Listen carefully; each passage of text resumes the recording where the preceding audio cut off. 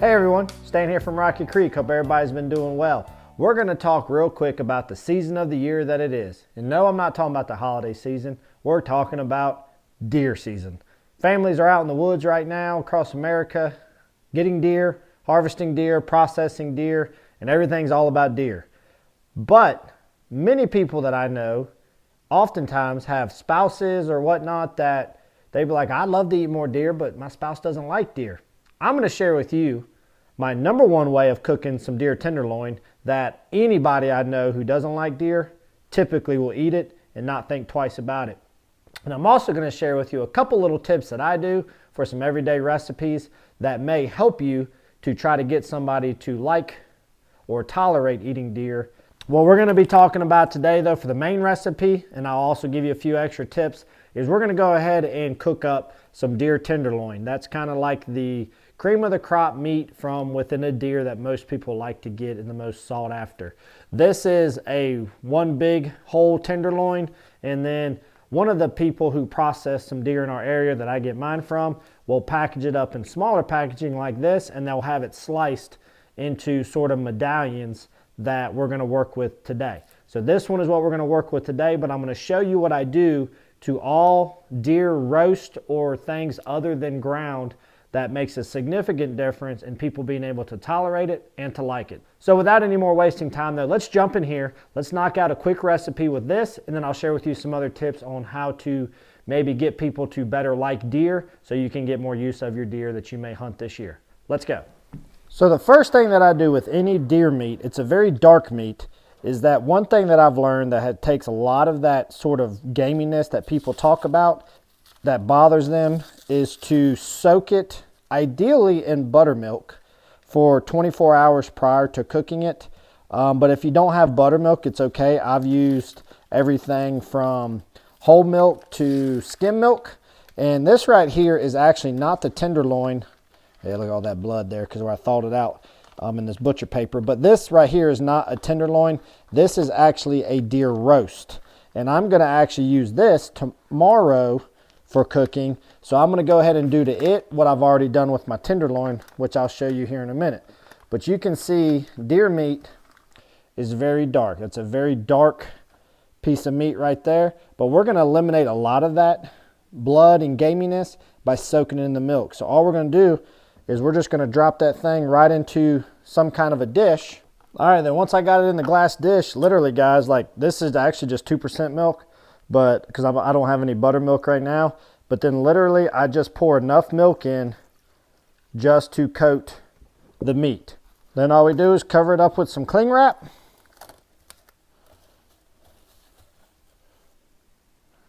And then we'll set it there in the refrigerator overnight. So this here is the tenderloin that I've had soaking. This has actually been soaking for about a day and a half.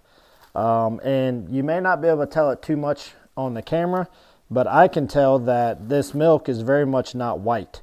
It almost has like a tannish color to it, and that's going to be because of all the blood that it has pulled out of this meat. And I have found that since doing this, Mrs. Rocky Creek has eaten way more deer than she ever has, and actually talks about how good some of it is, particularly what we're about to do with this tenderloin.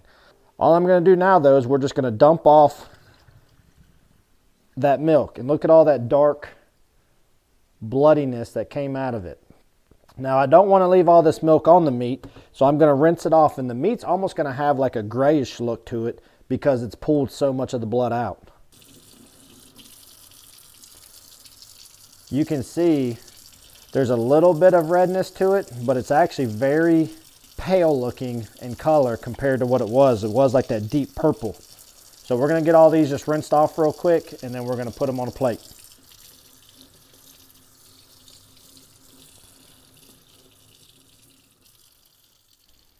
All right, so here I got all that deer tenderloin. I've got it all rinsed off. You can see how it's a pretty pale looking, sort of lightish maroon to grayish color where it's pulled that blood out, and I've patted it dry with a paper towel. And now we're going to let this sit out at room temperature for probably about 20 minutes just to let it kind of come up to temperature a little bit so it's not super cold when we go to drop it in a pan here in a minute. Now while these are coming up to temperature though, we will go ahead and season them.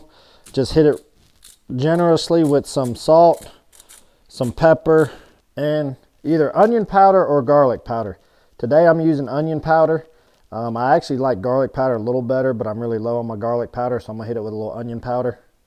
Now we'll let that continue to set, and while that's setting at room temp, we're gonna go ahead and get the last couple things that we need ready to go. All right, so now that the tenderloin's up to room temp, I've got a piece set on some clear wrap. I'm gonna cover it up like so, and then we're gonna take our meat tenderizer mallet, and I'm gonna pound this very thin.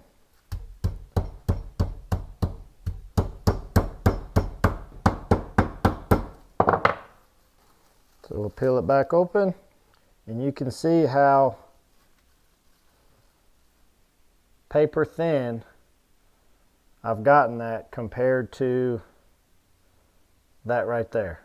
So now we're going to do that to all of these until we get them all to a similar size.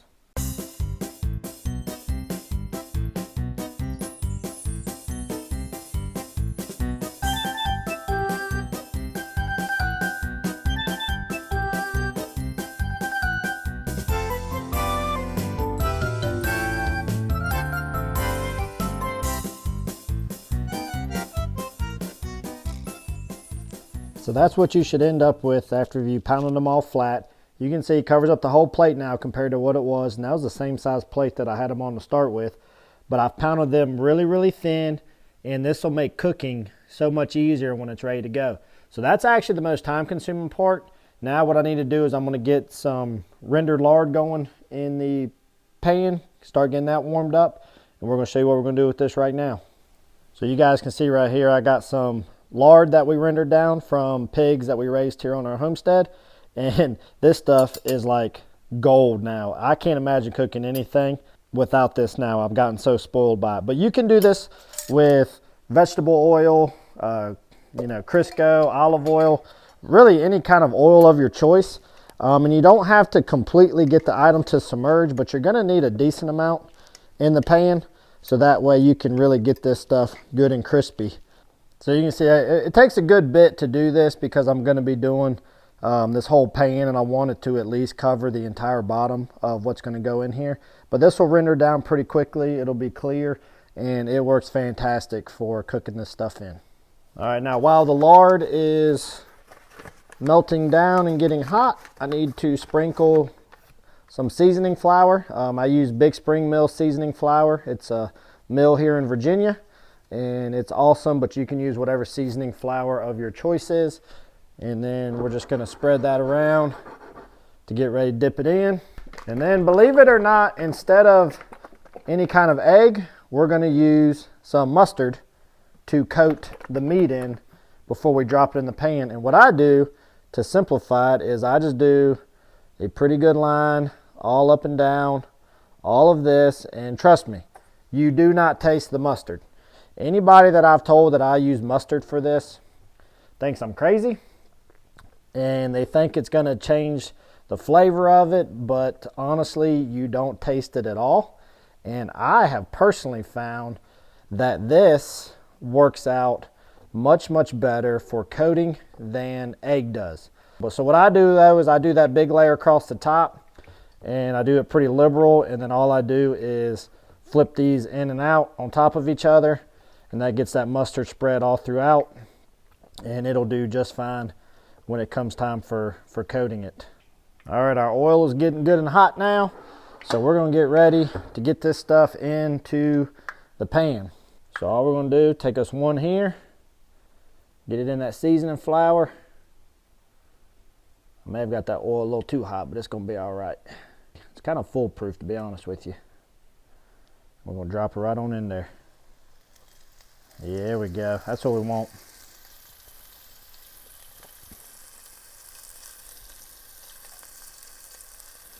You want that pan good and hot when you drop this in. That way you get a good sear on that breading, and it really gets good and crisp on you, and it doesn't slide off your meat.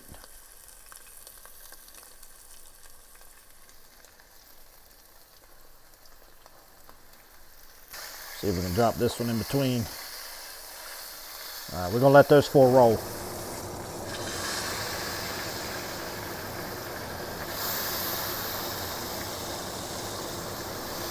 You really only need to cook these about a minute on each side. It's a very quick cook because we pounded it very thin.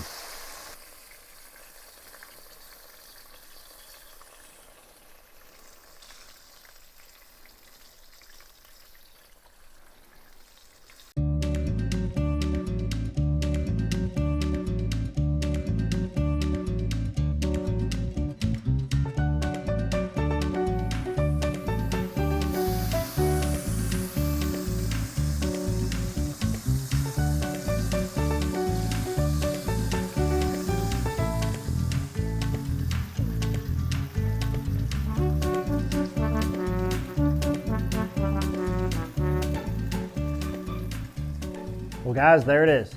So to recap, what we did with it again was we soaked it for at least 24 hours in some kind of a milk. Buttermilk is ideal, but if you only have whole or some other type of milk like 2% or whatever, that is fine as well. These were actually soaked in 2% milk. But the purpose of that is to pull a lot of blood out and eliminate some of the gaminess. Then after that, we made sure it was sliced if it wasn't already. We seasoned it with nothing more than salt, pepper, and onion powder. You can also use garlic powder. Then we put it between saran wrap, pounded it flat to get it good and thin, and then we coated it with mustard as a binder, and then tossed it in some seasoned flour of your choice. By pounding this really thin and by removing all that gaminess along with some of the seasonings, anyone that I've ever given this to who even says that they didn't like deer, really at a minimum said, you know, that's not bad. But most of them said, that's actually really good. What we like to do is we either eat this normal, as it is, just straight cutting and eating it. Sometimes we add some little bit of peppered or country style gravy to it, which is really good. Or I also really like to put it on biscuits. You get a biscuit with a good slice of tomato and a little bit of mustard with it. It is so delicious that way, especially if you want to have it for like a breakfast. So without further ado though, we're going to go ahead and give this a good little taste. Unfortunately, my normal taste tester, Madison, is not here. She had horseback riding today, so she's not with me at the current time. But I don't have little man here, so I could actually get some cooking done without him terrorizing the kitchen. Otherwise, she would be here. But Madison herself does approve of this, and we've ate it many a times. So, but you can see, pulls apart, super easy. It's cooked all the way through because it's good and thin.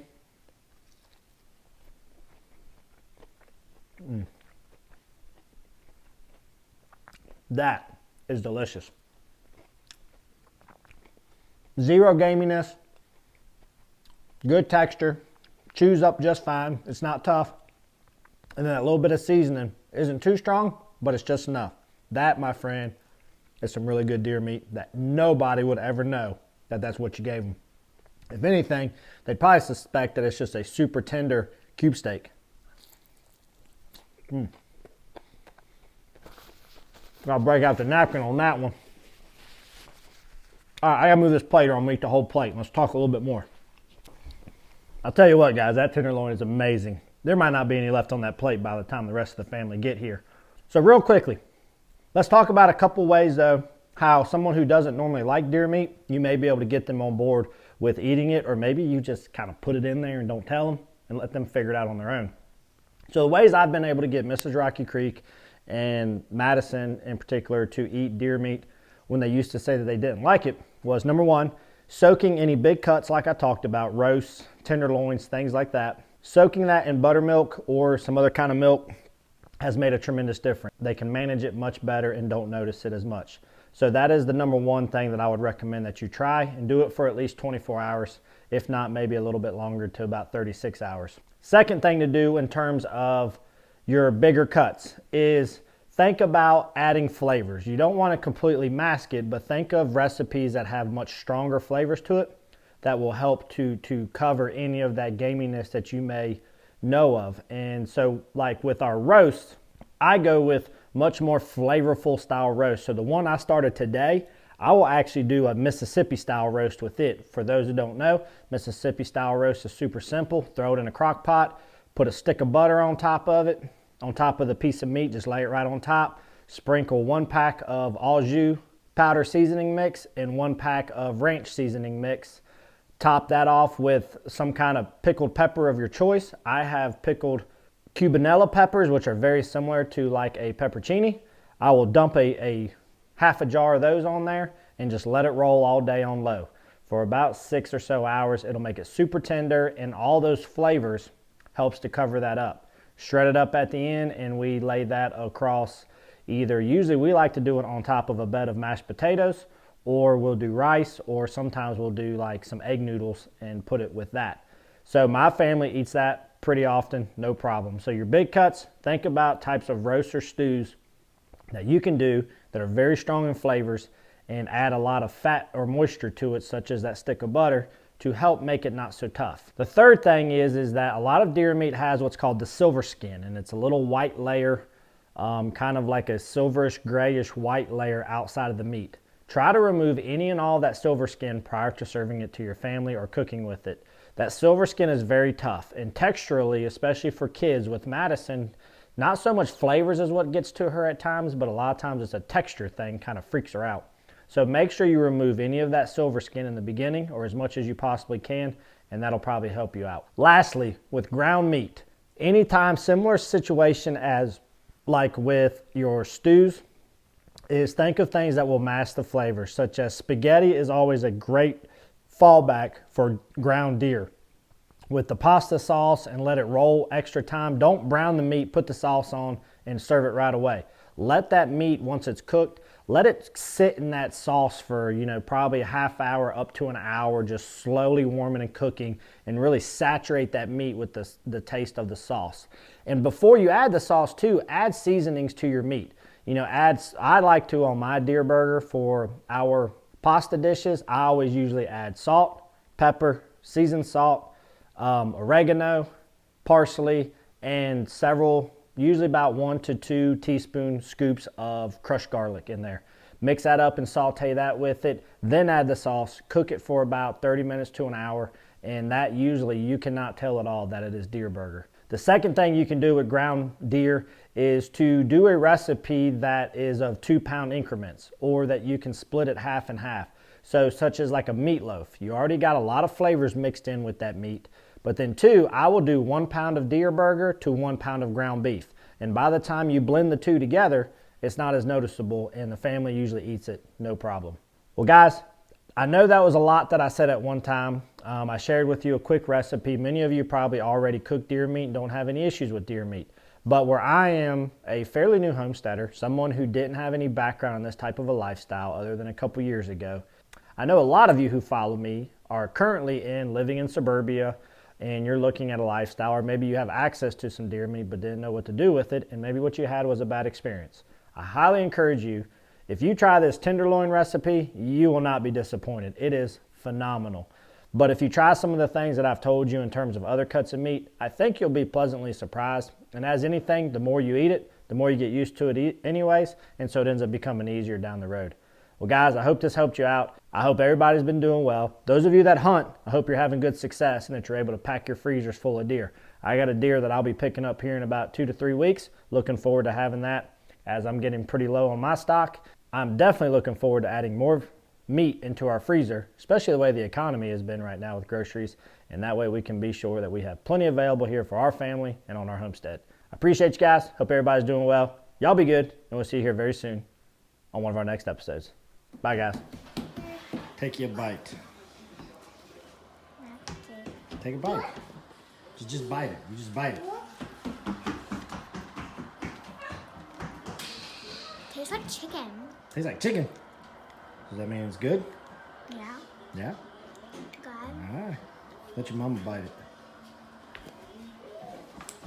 Griffin, you want a bite? You want a bite? Oh. How's that, Bubba? He's like, ooh, that's tangy. That was a piece that Griffin ate. It's good.